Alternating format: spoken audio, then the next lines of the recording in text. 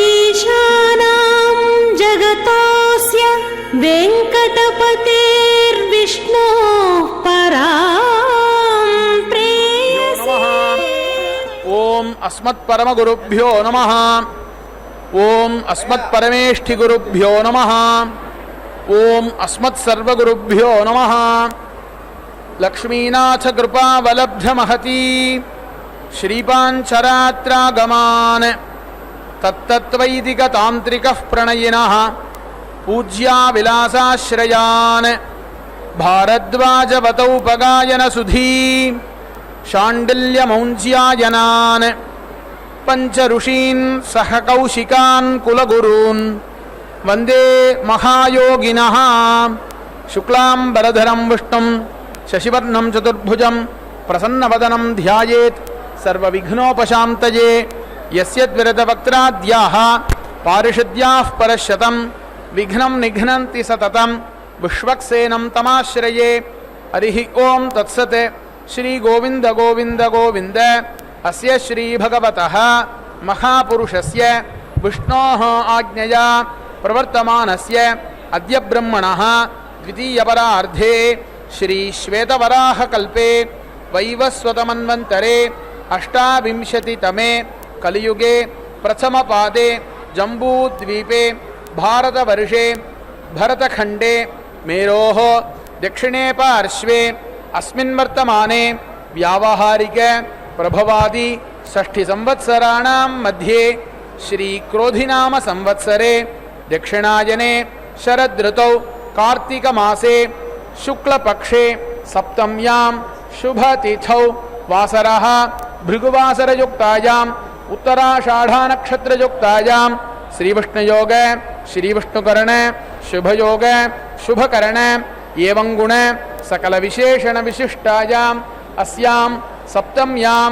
शुभतिथौ श्री भगवतः श्रीवासुदेवस्य दिव्याज्ञया श्रीवासुदेव प्रीत्यर्थम् अस्य देवदेवस्य भगवतो वासुदेवस्य श्री भूमनीला पद्मावती नायिका समेत श्री श्रीनिवास स्वामी सन्निधौ अस्याः देवदेव्याः भगवत्याः श्री पद्मावती महालक्ष्म्याः प्रीत्यर्थं कल्याण उत्सव कर्मणि కళ్యాణోత్సవానికి సమర్పించుకున్న ఉభయదాతలు మీ గోత్రం పేరు నక్షత్రం మీ శ్రీమతి యొక్క పేరు నక్షత్రము మరియు మీ పిల్లల యొక్క పేరు నక్షత్రమును మనసులో ஸ்மரிச்சுக்கோவலசிந்திகா கோருச்சுன்னாமு.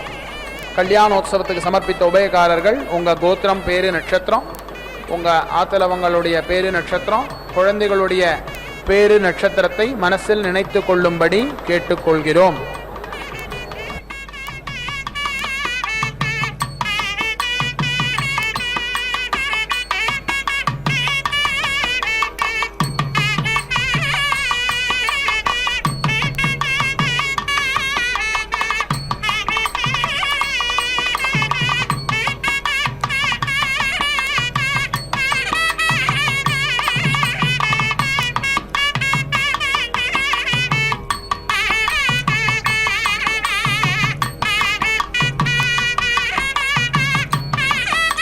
सर्वेषां भक्तानां क्षेमस्थैर्य वीर्यविजय अभय आयुः आरोग्य ऐश्वर्यानाम् अभिवृद्ध्यर्थं धर्मार्थ काममोक्ष चतुर्विध फलपुरुषार्थसिद्ध्यर्थं राजद्वारे सर्वकार्यानुकूलसिद्ध्यर्थं श्री पद्मावती महालक्ष्म्याः परिपूर्णकृपाकटाक्षसिद्ध्यर्थं श्री श्रीनिवासस्वामी परिपूर्णकटाक्षसिद्ध्यर्थं श्रीपाञ्चरात्र भगवच्छास्त्रोक्तविधानेन कल्याणमहोत्सवम् आचार्यमुखेन करिष्ये। श्री पद्मावती प्रीयतां प्रीयतां भगवती पद्मावती। मंगलवाद्यम्। महालक्ष्म्यै नमो नमः। संतानलक्ष्मी नमस्तेस्तु। पुत्र पौत्र प्रदायिनी புத்ரான் தேஹி தனம் தேஹி சர்வ காமாம்ச தேஹிமே என்று இதோ இந்த நன்னாளிலே அதுவும் தாயாருக்கு மிகவும் விசேஷமான இந்த வெள்ளிக்கிழமையில் அந்த தாயாரினுடைய திருக்கல்யாண மகோத்சவத்தை நாம் சேவித்து கொண்டுள்ளோம். பக்தர்களே, பாஞ்சராத்திர ஆகம விதிமுறைப்படி முதலில் அர்ச்சகர் சுவாமி சங்கல்ப மந்திரத்தை கூறினார். பின்பு கலச பூஜை, விஸ்வக்சேனனின் ஆராதனை, சுத்தி புண்ணியாக வாச்சனத்துடன் இந்த கைங்கரியம் ஆரம்பமாகிறது. ஒரு மங்களகரமான நன்னாளன்று பெருவிழா நடத்தி யாகம் நடத்துவதற்கான இடத்தில் வேலைகளை தொடங்குவதற்கு முடிவு செய்தான் மன்னன். பல தேசத்து அரசர்களுக்கும் சுகர் போன்ற அரிய தவசியருக்கும் நாட்டில் உள்ள முக்கிய பிரமுகர்களுக்கும் அழைப்பு விடுத்தான். குறிப்பிட்ட சுபநாளில் யாகசாலை நிர்மாணிக்க போகும் இடத்தில் மக்கள் கடல் போல் கூடினராம். ஒரு புறம் வேத கோஷங்கள் ஒலித்து கொண்டிருந்தன, மற்றொரு புறம் பல வகையான இசை கருவிகள் மங்களம் கீதம் எழுப்பின. சுகர் முனிவரின் ஆசியுடன் பூஜை ஆரம்பமானது. ஆகாஷராஜனும் தாரணி தேவியும் பயபக்தியுடன் பூஜையில் ஈடுபட்டார். நிலத்தை செப்பனிடுவதற்காக கல்பைகள் வரிசையாக வைக்கப்பட்டிருந்தன. அந்த தங்க கல்பை ஒன்றை பூஜையில் வைத்தார். கல்பைகளுக்கு அர்ச்சனை, கற்பூர தூப தீபாராதனங்கள் நடந்தன. மங்கள வாத்தியங்கள் ஒலிக்க, வேதம் முழங்க, மன்னன் தங்க கல்பையை சுகரின் அருளோடு உழுதற்காக நிலத்தில் சற்று அழுத்தினார். அனைவரும் ஆரவாரம் செய்து மன்னரை புகழ்ந்தனர். அப்பொழுது சற்றும் எதிர்பாராத விதத்தில் கல்பை நிலத்தில் அழுந்தியது. மன்னன் பலங்கொண்ட மட்டும் தள்ளி பார்த்தானாம். கல்பை அசையவில்லை. உடனே மன்னன் காவலரை அழைத்து அந்த இடத்தை தோண்டி பார்க்க செய்தான். அந்த இடத்தில் ஒரு அழகிய தங்க பெட்டி மண்மூடி கிடக்கும் அதிசயத்தை அனைவரும் கண்டனர். பெட்டியை வெளியே எடுத்தனர். பெட்டியின் மேற்புறத்தில் ஒட்டி கொண்டிருந்த மன்னனை அகற்றி சுத்தப்படுத்திவிட்டு காவலர் பெட்டியை திறந்தார். பெட்டியை திறந்ததும் கலப்ப சந்தனத்தின் தூய மனம் எங்கும் பரவியது. சூரிய காந்தியை போன்ற பேரொளி பெட்டிக்குள் இருந்து வெளிப்பட்டதாம். அந்த பெட்டிக்குள் 1000 இதழ்களோடு கூடிய தாமரை மலருள் தேஜோமயமான பெண் குழந்தை ஒன்று பேரழகு பொங்கு படுத்தியது. இதோ அப்படிப்பட்ட அந்த தாயாரே, இதோ பத்மாவதி தாயாரனுடைய திரு கல்யாணத்தை சேவிப்போம்.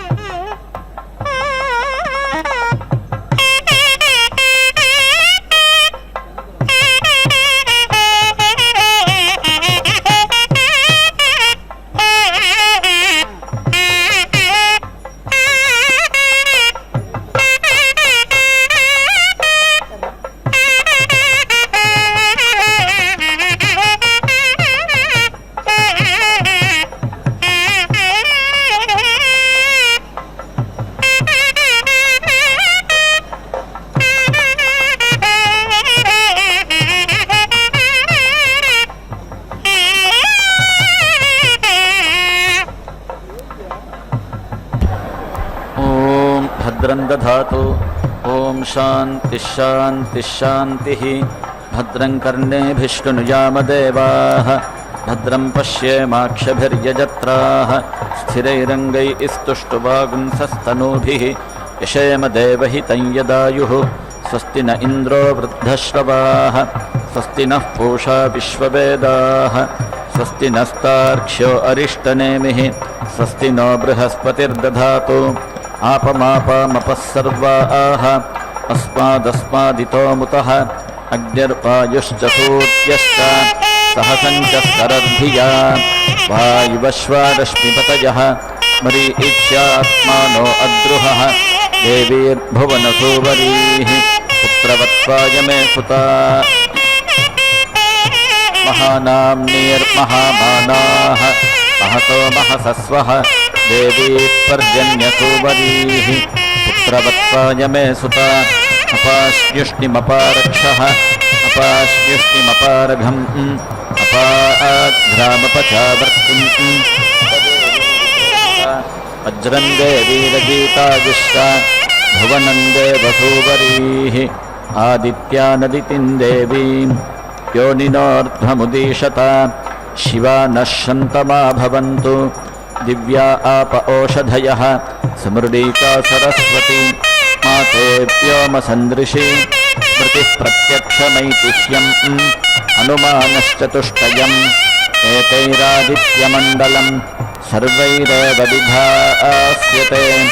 सूर्यो मरीचिमा दत्ते सर्वस्माद्भुवनादधि तस्याः पाकविशेषेण स्मृतं कालविशेषणम् अतीव प्रभवात् काचित् अक्षय्यात्स्यन्दते यथा तान्नद्योऽभिसमायन्ति सोरुस्सती न निवर्तते। एवं नानासमुत्थानाः कालाः संवत्सरग्विश्लिताः अनुशश्च महशश्च सर्वे समवयन्त्रितं सतैः सर्वैः समाविष्टः ऊरुस्सन्न निवर्तते। अधिसंवत्सरं विद्यात् तदेव लक्षणे अणुभिश्च महद्भिश्च समारूढः प्रदृश्यते।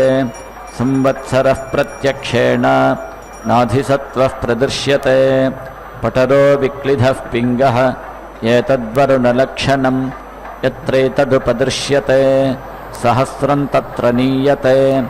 एकगं हि शिरो नानामुखे कृत्स्नं तदृतुलक्षणम्। उभयतः सप्ते इन्द्रियाणि जल्पितन्त्वेव दिह्यते। शुक्लकृष्णे संवत्सरस्य दक्षिणवामयोः पार्श्वयोः तस्यैषा भवति।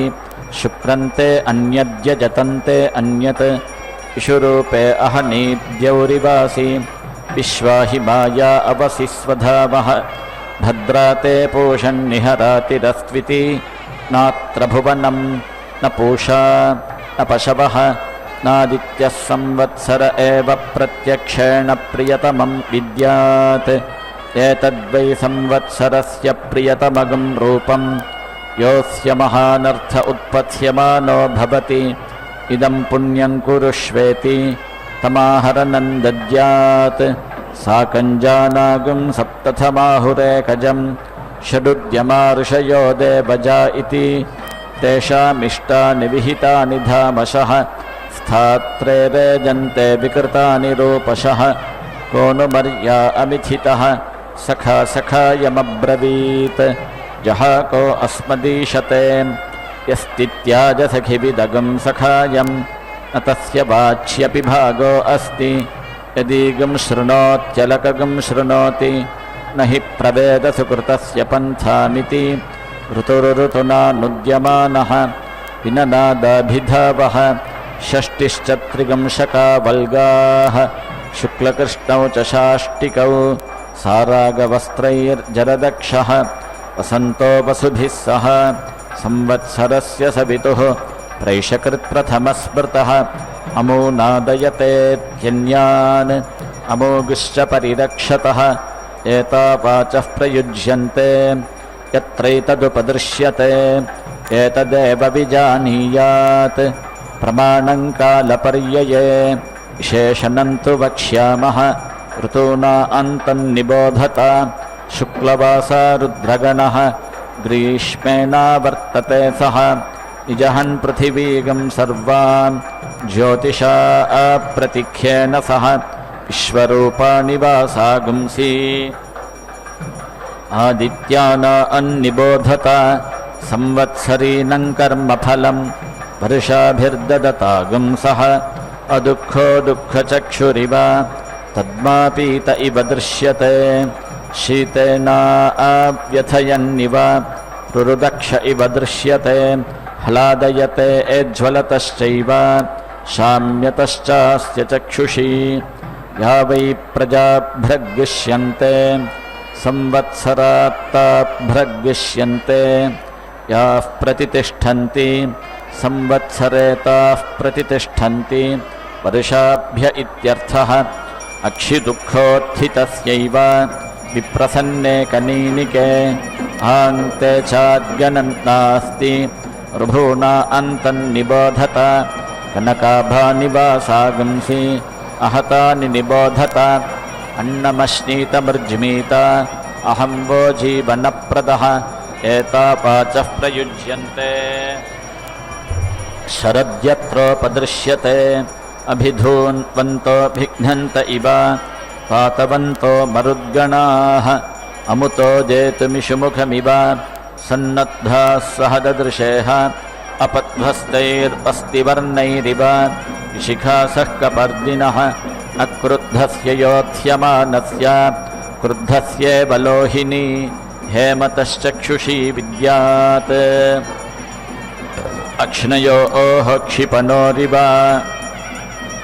दुर्भिक्षन् देवलोकेषु मनोनामुदकं गृहे एतावाचः प्रवदन्तीः वैद्युतो यान्ति शैशिरीः ता अग्निः पवमाना अन्वै ईक्षत इह जीविकामपरिपश्यन् तस्यैषा भवति इहेह वस्वतपसः मरुतः सूर्यत्वचः शर्म सप्रथा आवृणे अतिताम्रानिवासागुंसि अष्टिवज्रिशतघ्नि च विश्वे देवा विप्रहरन्ति अग्निजिह्वा असश्चत नैव देवो न मर्त्यः न राजा वरुणो विभुः नाग्निर्नेन्द्रो न पवमानः मातृक्कच्छ न विद्यते दिव्यस्यैका धनुरार्त्निः पृथिव्यामपराश्रिता तस्येन्द्रो वम्रिरूपेण धनुर्जामछिनत् स्वयं तदिन्द्रधनुरित्यज्यम्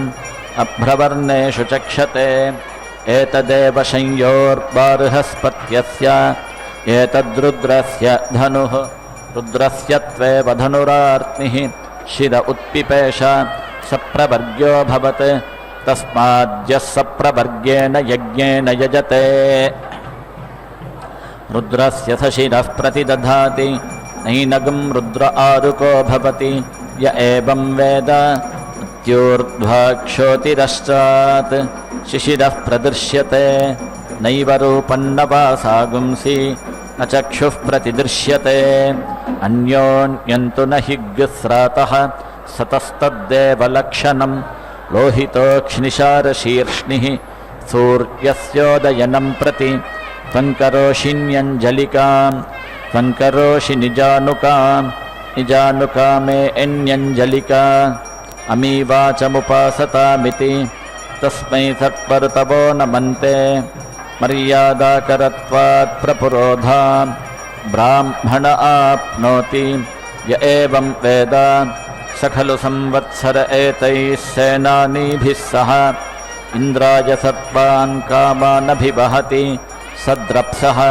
तस्यैषा भवति अवद्रप्सो अगुंशुमतीमतिष्ठत् या नः कृष्णो दशभिः सहस्रैः आवर्तमिन्द्रः शच्याधमन्तम् उपस्नुहितं नृमनामथद्रामिति एतयैवेन्द्रः सलावृक्या सह असुरान् परिवृश्यति पृथिव्यगुंशुमती तामन्वस्थितः संवत्सरो दिवञ्च नैवं विदुषाचार्या अन्ते वासिनौ अन्योन्यस्मै ईदृह्यातां यो दृश्यति भ्रश्यते स्वर्गाल्लोकात् इत्यर्तुमण्डलानि सूर्यमण्डला अन्याख्यायिकाः अत ऊर्ध्वगं सनिर्वचनाः आरोगो भ्राजः पटरः पतङ्गः स्वर्णरो ज्योतिषीमान् विभासः ते अस्मै सर्वे दिवमातपन्ति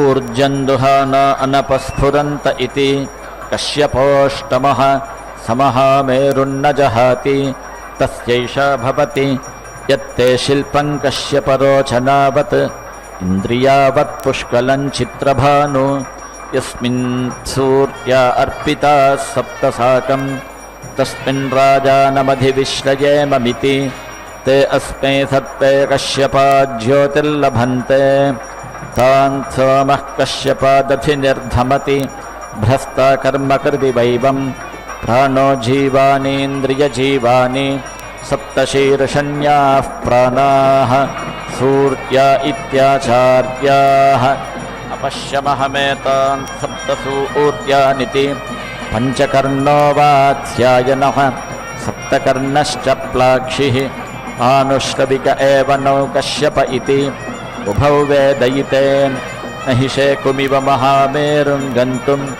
अपश्यमहमेतत्सूर्यमण्डलं परिवर्तमानं गार्ग्यः प्राणत्रातः गच्छन्तमहामेरुम् एकञ्च जहतं भ्राजपटरपतङ्गा निहने तिष्ठन्नातपन्ति तस्मादिह तप्त्रितपाः अमुत्रेतरे तस्मादिह तप्त्रितपाः येषामेषा भवति सप्तसूर्यादिवमनुप्रविष्टाः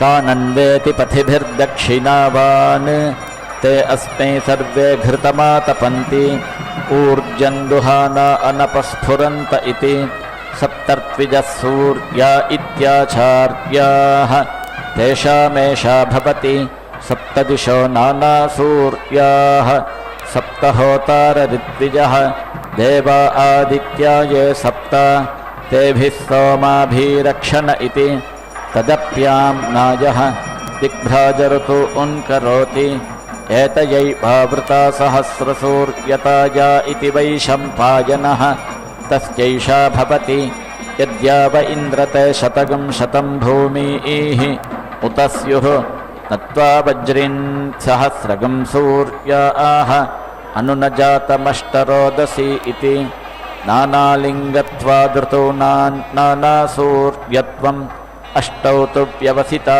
इति सूर्यमण्डलान्यष्टात ऊर्ध्वं तेषामेषा भवति चित्रं देवानामुदगादनीकं चक्षुर्मित्रस्य वरुणस्याग्नेः आप्राद्या वा पृथिवी अन्तरिक्षं सूर्य आत्मा जगतस्तस्थुषश्चेति क्वेदमभ्रन्निविशते क्वायगं संवत्सरो मिथः क्वाहह्वेयं देवरात्री क्वमासा ऋतवश्रिताः अर्धमासा मुहूर्ताः इमेषास्त्रुटिभिः सह क्वेमा आपो निविशन्ते यदीतो यान्ति सम्प्रति काला अप्सु निविशन्ते आपः सूर्ये समाहिताः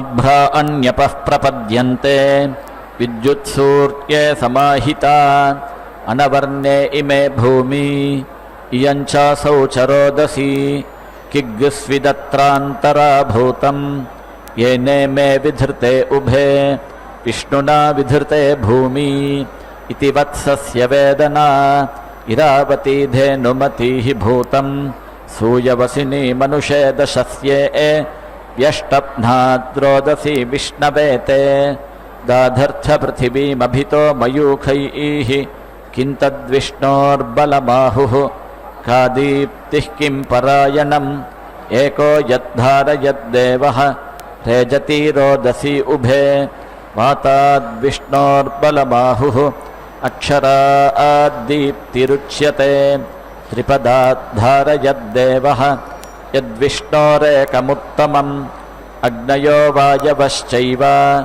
एतदस्य परायणं पृच्छामि त्वा परं मृत्युम् अवमं मध्यमं च तुं लोकं च पुण्यपापानाम् एतत्पृच्छामि सम्प्रति अमुमाहुः परं मृत्युं पवमानन्तु मध्यमम् अग्निरेवावमो मृत्युः चन्द्रमाश्चतुरुच्यते अनाभोगाः परं मृत्युं पापाः संयन्ति सर्वदा आभोगास्तेव संयन्ति यत्र पुण्यकृतो जनाः ततो मध्यममायन्ति चतुमग्निं च सम्प्रति पृच्छामि त्वा पापकृतः यत्र यातयते यमः त्वन्नस्तद्ब्रह्मन् प्रब्रूहि यदि वेत्थ सतो गृहान् कश्यपादुदिताः सूर्याः पापान्निर्घ्नन्ति सर्वदा रोदस्योरन्तर्देशेषु तत्र न्यस्यन्ते वासवैः ते शरीराः प्रपद्यन्ते यथा पुण्यस्य कर्मणः अपाण्यपादकेशासः तत्र ते यो निजा जनाः मृत्वा पुनर्मृत्युमापद्यन्ते अद्यमानाः स्वकर्मभिः आशातिकाः कृमय इव ततः पूयन्ते वासवैः अपैतं मृत्युञ्जयति य एवं वेद स खल्वैवं विद्ब्राह्मणः दीर्घश्रुत्तमो भवति कश्यपस्यातिथिः सिद्धगमनः सिद्धागमनः तस्यैषा भवति आयस्मिन् सप्तवासवाः रोहन्ति पूर्व्यारुहः तिशिर्ह दीर्घश्रुत्तमः इन्द्रस्य घर्मो अतिथिरिति कश्यपः पश्यको भवति यत्सर्वं परिपश्यतीति सौक्ष्म्यात् अथाग्नेरष्टपुरुषस्य तस्यैषा भवति अग्नेन यसुपथा राये अस्मान् विश्वानि देव वयुनानि विद्वान् योध्यस्मज्जुहुरानमेनः भूयिष्ठान्ते नम उक्तिं विधेमेति अग्निश्च जातवेदाश्च सहोजा अजिरा प्रभुः वैश्वानरो नर्यापाश्च पङ्क्तिराधाश्च सप्तमः पिसर्पेवाष्टमोऽग्नीनाम् एतेष्टौ वसवः क्षिता इति तथर्त्वेवाग्नेरर्चिर्वर्णविशेषाः नीलार्चिश्च पीतकार्चिश्चेति अथवा योरेकादश पुरुषस्यैकादश स्त्रीकस्य प्रभ्राजमानाव्यपदाताः याश्च वासुकि वैद्युताः रजताः परुषाः श्यामाः कपिला अतिलोहिताः ऊर्ध्वा अवपतन्ताश्च वैद्युत इत्येकादश नैनं वैद्युतो हि नस्ति य एवं वेद सहोवाच व्यासः पाराशर्यः विद्युद्वधमेवाहं मृत्युमयि इच्छमिति नत्वकामगं हन्ति य एवं वेद अथ गन्धर्वगणाः स्वानभ्राट् अङ्घारिर्बम्भारिः हस्तः सुहस्तः कृशानुर्विश्वावसुः मूर्धन्वान्थूर्यवर्चाः कृतिरित्येकादश गन्धर्वगणाः देवाश्च महादेवाः रश्मयश्च देवागरगिरः नैनङ्गरो हि नस्ति य एवं वेद गौरीमिमाय सलिलानि तक्षति एकपदी द्विपदी सा चतुष्पदी अष्टापदी नवपदी बभूवुषी सहस्राक्षरा परमे व्योमन्निति वाचो विशेषणम् अथ निगदव्याख्याताः ताननुक्रमिष्यामः वराहवस्वतपसः विद्युन्महसोधूपयः श्वापयो गृहमेधाश्चेत्येते ये चेमेषिमि विद्विषः पर्जन्याः सप्तपृथिवीमभिवर्षन्ति वृष्टिभिरिति एतयैव विभक्तिविपरीताः सप्तभिर्वातैरुदीरिताः अमून् लोकानभिवर्षन्ति तेषामेषा भवति समानमेतदुदकम् उच्चैत्यवचाहभिः भूमिं पर्जन्या जिन्वन्ति दिवं जिन्वन्त्यग्नय इति यदक्षरं भूतकृतं विश्वे देवा उपासते महर्षिमस्य गोप्तारं यमदग्निमकुर्वत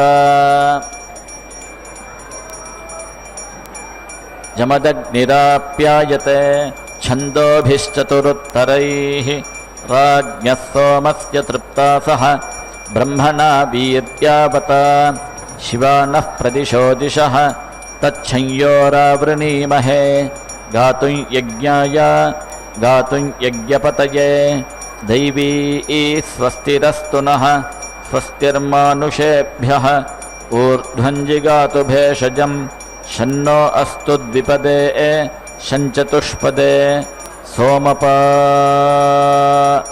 असोमपा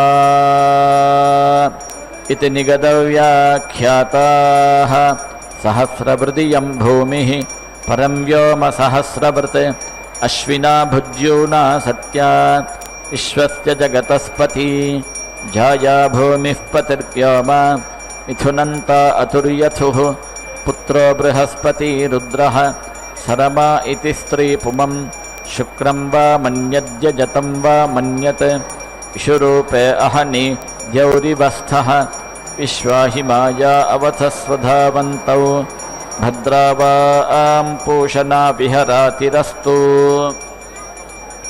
वासा अत्यौ चित्रौ जगतो निधानौ द्यावा भूमि चरथः सगं सखायौ तावश्विना रासभा आश्वाहवं मे शुभस्पति आगतगं सूर्यया सह जिग्रोह भुज्युमश्विनोदमेघे तयिन्न कश्चिन्ममृवा अवाहाः तमोहथुर्नौभिरात्मन्वतीभिः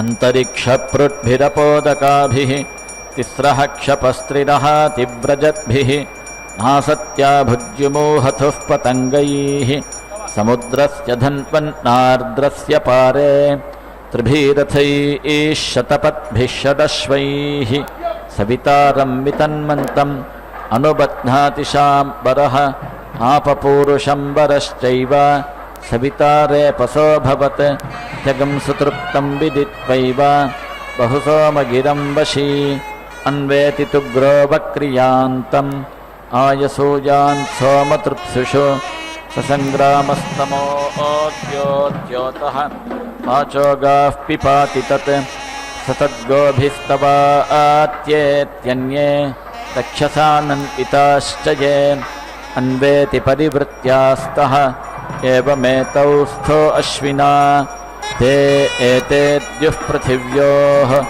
अहरहर्गर्भं दधाथे तयोरेतौ वत्सावहोरात्रे पृथिव्या अहः दिवो रात्रिः ता अविसृष्टौ दम्पती एव भवतः तयोरेतौ वत्सौ अग्निश्चादित्यश्च रात्रेर्वत्सः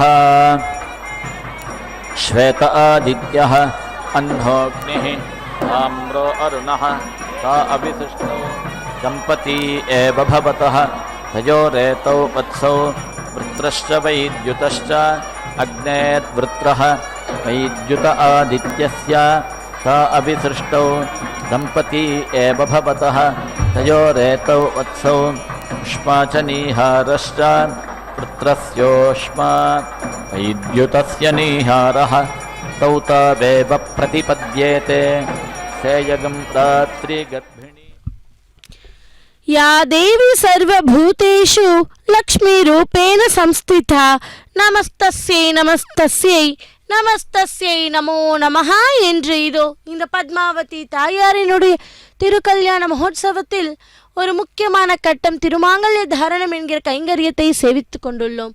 பக்தர்களே, அந்த திருமாங்கல்யங்களை சமர்ப்பிப்பதற்கு முன்பாக முதலில் அர்ச்சகர் சுவாமி அதனை மங்கள நீரில் சுத்தி பண்ணி பின்பு ஷோடச உபச்சாரங்களை செய்து பின்பு அந்த மாங்கல்யத்துக்கு குங்குமம் மற்றும் புஷ்பத்தாலும் துளசியாலும் அர்ச்சித்து அலங்கரித்து பின்பு அதை தாயாருக்கு சமர்ப்பிக்க உள்ளார். அந்த மாங்கல்யத்தை நாமும் கூட இதை திரையின் வழியிலே தரிசிப்போம்.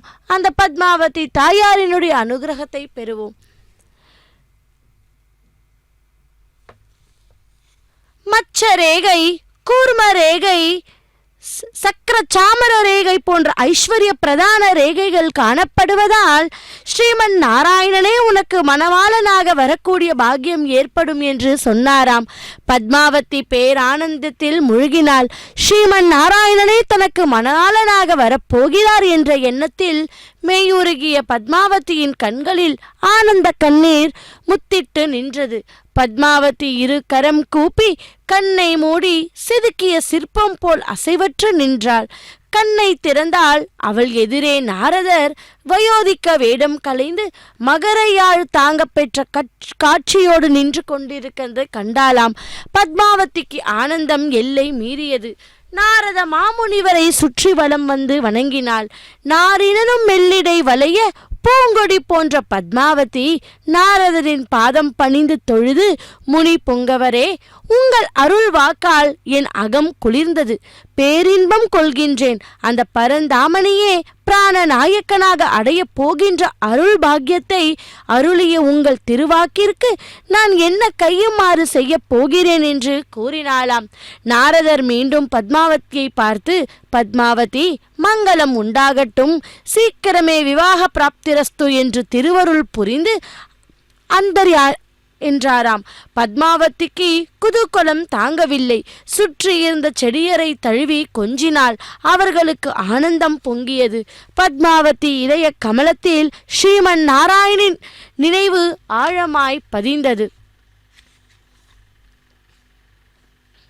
சேஷாச்சலத்தில் மக்குள மாளிகையும் ஸ்ரீனிவாசனும் கோகுலத்தில் யசோதையும் கண்ணனும் வாழ்ந்தாற்போல் அளவில்லா ஆனந்தத்துடன் வாழ்ந்து வந்தனர். இவ்வாறு வாழ்ந்து வரும் நாளில் ஸ்ரீனிவாசனுக்கு வேட்டையாட வேண்டும் என்ற எண்ணம் எழுந்ததாம். பக்தர்களே, இதோ அந்த திருமாங்கல்யங்களை அர்ச்சகர் சுவாமி நமக்கெல்லாம் காட்சியை தந்து கொண்டிருக்கிறார். நாமும் இரு கரம் கூப்பி அந்த தாயாரினுடைய திருக்கல்யாண வைபவத்தில் மாங்கல்ய தாரணத்தை சேவிக்க உள்ளோம். அகிலாண்ட கோட்டி பிரம்மாண்ட நாயகி கோவிந்தா கோவிந்தா.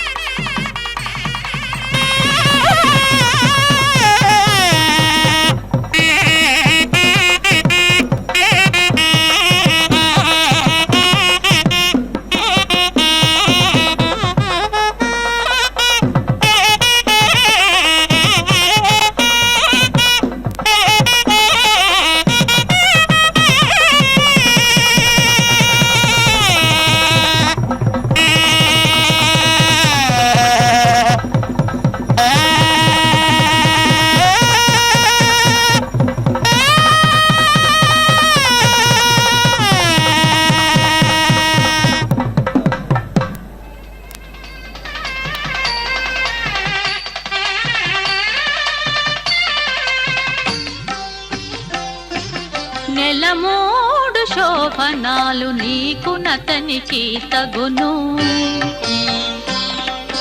నెలమోడు శోభనాలు నీకు నతనికి తగును, కలకాలము నిత్య కళ్యాణమమ్మ కళ్యాణమమ్మ కళ్యాణమమ్మ.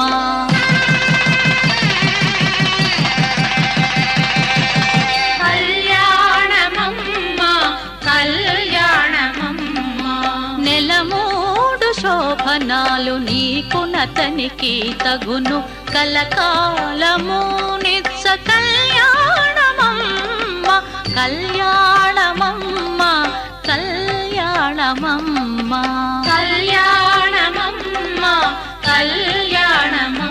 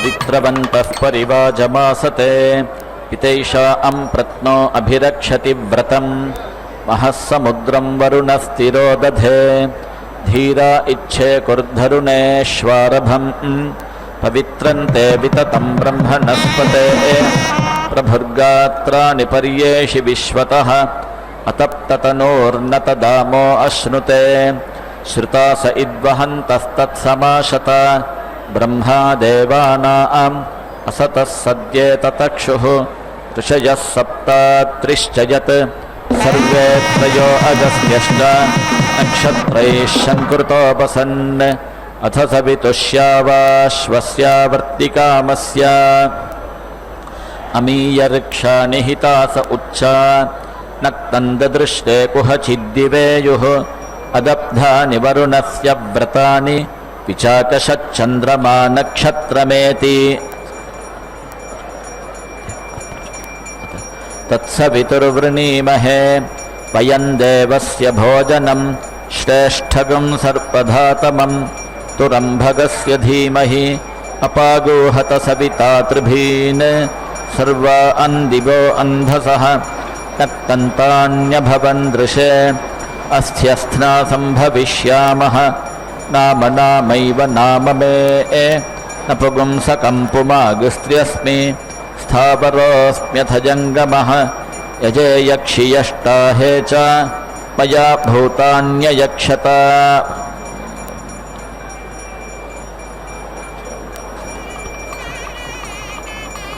पशवो मम भूतानि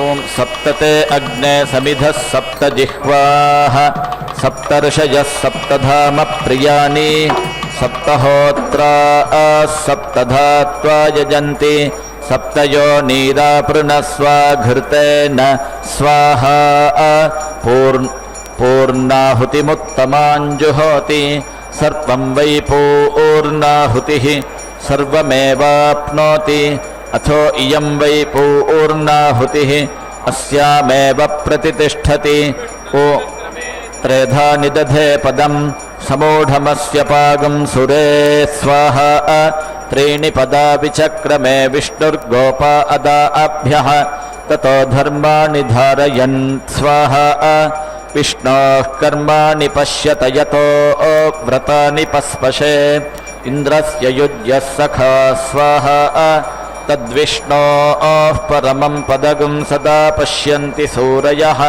दिवीव चक्षुरा ततग् स्वाहा तद्विप्रासो विपन्यवो जागृवागं सस्समिन्धते विष्णोर्यत्परमं पदग् स्वाहा यनाय विद्महे वासुदेवाय धीमहि तन्नो विष्णुः प्रचोदयात् स्वाहा ॐ महादेव्यै च विद्महे विष्णुपत्न्यै च धीमहि तन्नो लक्ष्मीः प्रचोदयात् स्वाहा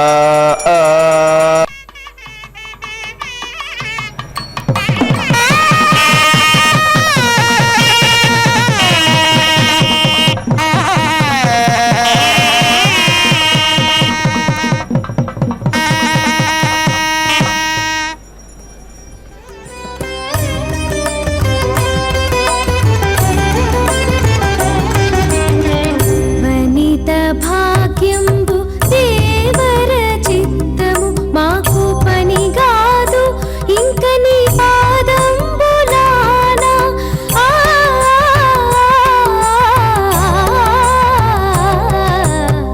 వనిత భాగ్యంబు దేవర చిత్తము మాకు పనిగాదు ఇంక నీ పాదంబులానా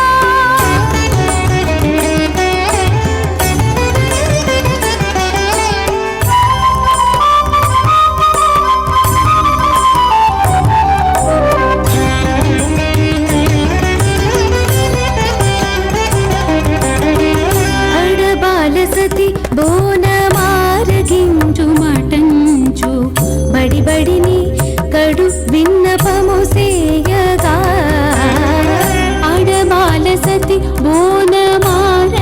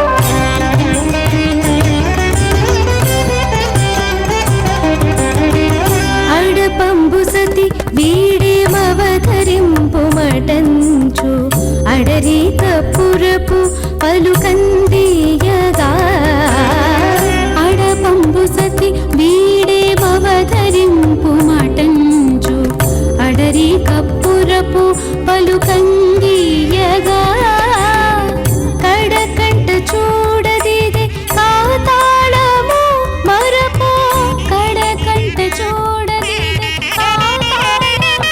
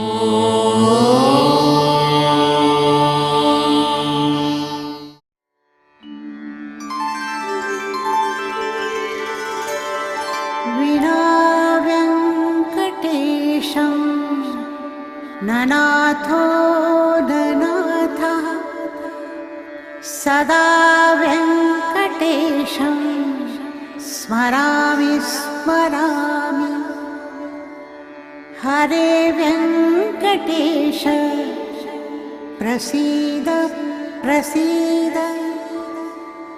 प्रियं वेङ्कटेश प्रयच्छ